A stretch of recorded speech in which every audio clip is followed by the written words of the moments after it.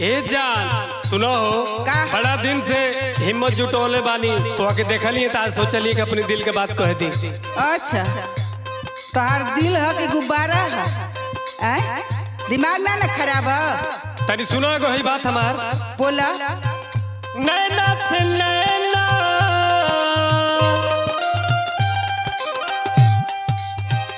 नैना से नैना लड़ा लगरी हमके तू आपन बना लगरी।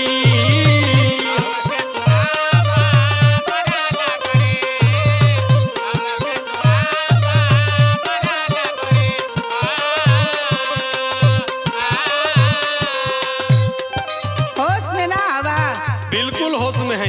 बुलाई अपने भैया लोग के। बला के देख लो। हाँ? आधा बरवा छील दई है, बता देते न होश में रहा। ऐसा बा हाँ। कि जे भी आई आज देख ले, देख ले बा, लेकिन आज सुना के तो मानो। कान खोल के सुना। सुनावा। तो हसे नजरना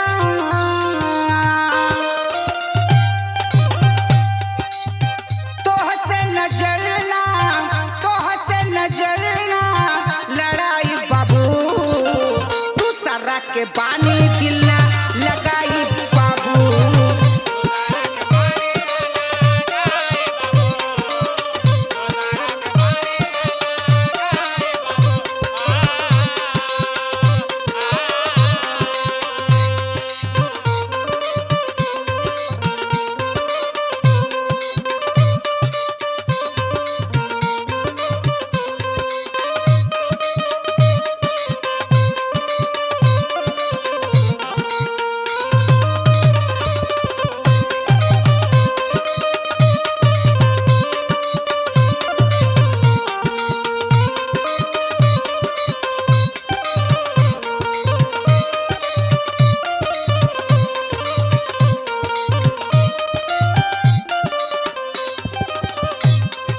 तो सुनो एगो बात औरियो बा।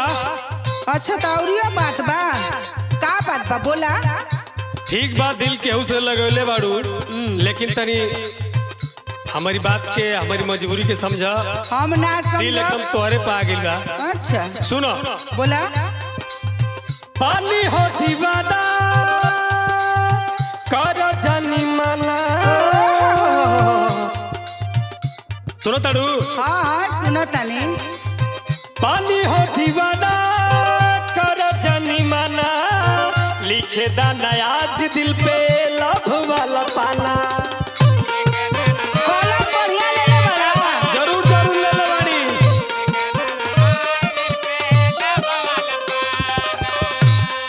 ए बबुआ बोला।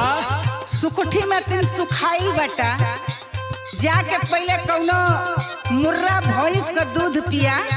अच्छा। ओकरे बाद तब हमारा ऊपर लाइन मरी है। तो के शरीर में का समझ में आवता? हवा भरल है कखिया में चापब न कि दम निकल जाई। आ सुना। बोला। तू के तनो पटैबा चक्कर में नहीं आई।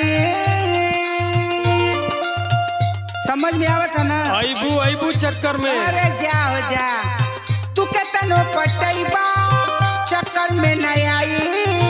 पहले से भूख बानी प्यार ना जताई हो।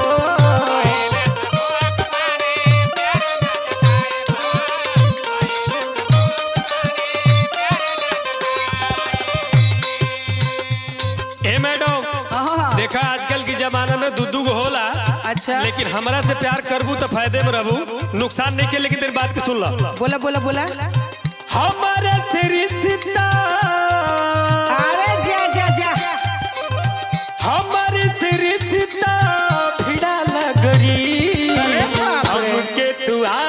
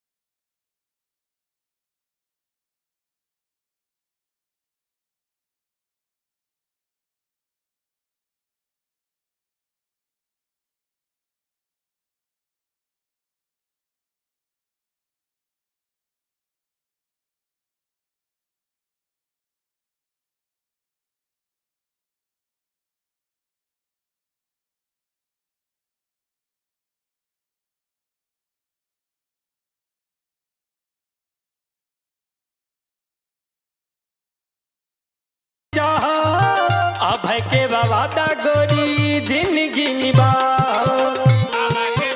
सौरवा तोहर देखा के निभावे वाला। अरे तोर जइबू